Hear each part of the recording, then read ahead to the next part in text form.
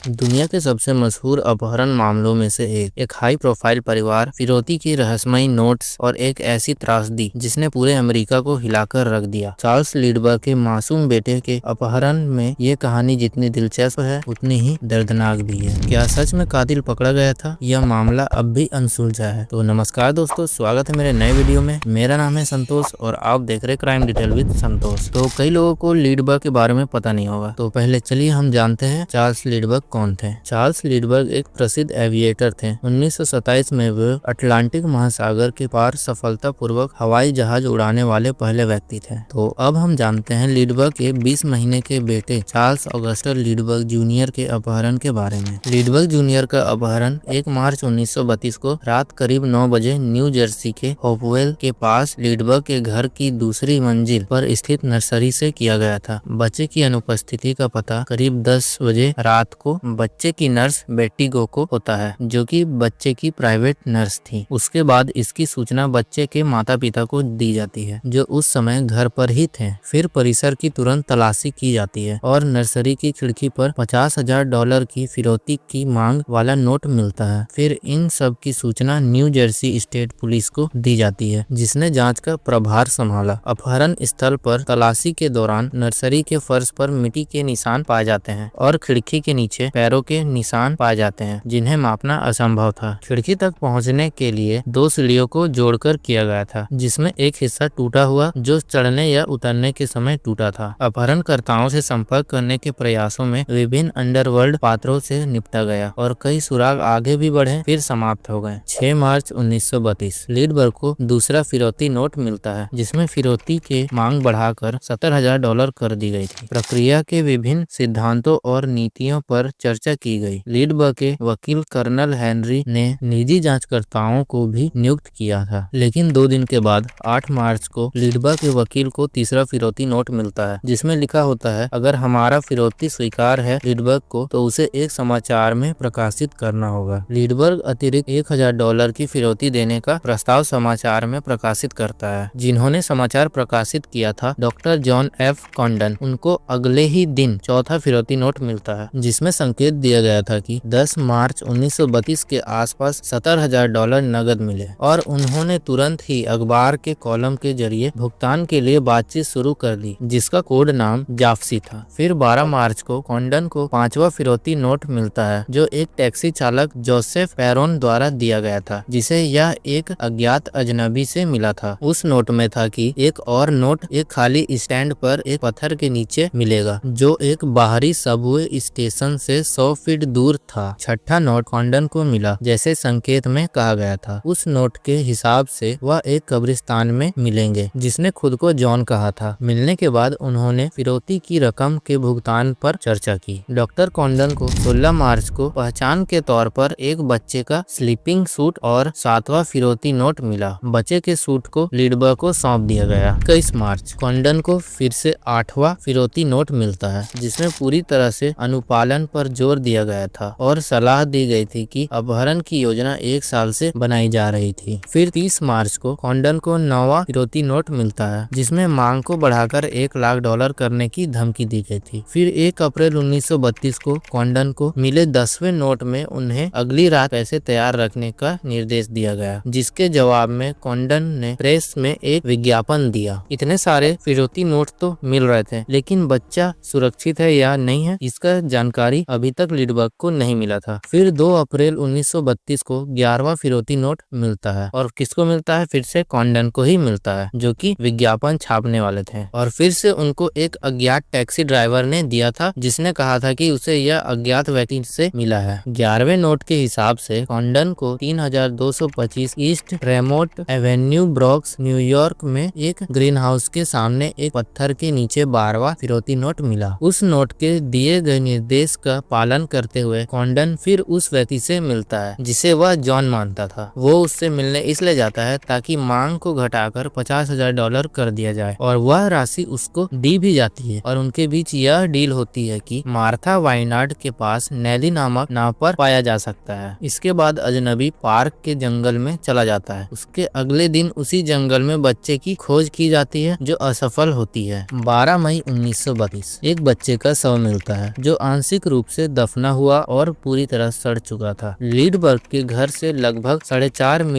दक्षिण पूर्व में हाईवे से 45 फीट दूर माउंट रोज, न्यू जर्सी, मर्सर काउंटी के पास यह खोज विलियम एलन, जो एक ट्रक ड्राइवर था, उसके साथ जो सहायक होता है, उसके द्वारा किया गया था। बच्चे का सिर कुचला हुआ था, खोपड़ी से एक छेद हुआ था और शरीर के कुछ अंग भी गायब थे। शव की पहचान करके उसका अंतिम संस्कार किया जाता है। जूनियर लीडबर्ग की मृत्यु 2 महीने पहले ही हो गई थी। उसका जान सिर पर चोट लगने के कारण हुई थी। इसका मतलब आप लोग समझ सकते हैं, बच्चे को मार देने के बाद वो पैसे मांग रहे थे। फिर पुलिस अपराधी को ढूंढने में लग गई और FBI की भी सहायता ली गई और लगभग 2 वर्ष के बाद 26 सितंबर 1934 को ब्रॉक्स काउंटी, न्यूयॉर्क के सुप्रीम कोर्ट में हॉफ्टमैन पर जबरन वसूली के आरोप लगाए गए और 8 अक्टूबर 1934 को हंटरडन काउंटी, न्यू जर्सी में उन पर हत्या का भी आरोप लगाया गया। 13 फरवरी 1935 को फैसला सुनाया गया। हॉफ्टमैन को प्रथम श्रेणी की हत्या का दोषी ठहराया गया और सजाए मौत भी दे दी गई। बचाव पक्ष ने अपील की किंतु उनकी सुनवाई नहीं की गई और 3 अप्रैल 1936 को रात 8:47 पर हॉफ्टमैन को बिजली से मार दिया गया। कई लोग का मानना था कि वो निर्दोष था और पुलिस गलत आदमी को पकड़े हुए थे, लेकिन सच्चाई क्या थी किसी को पता नहीं। क्या सही मुजरिम को उसका दंड मिला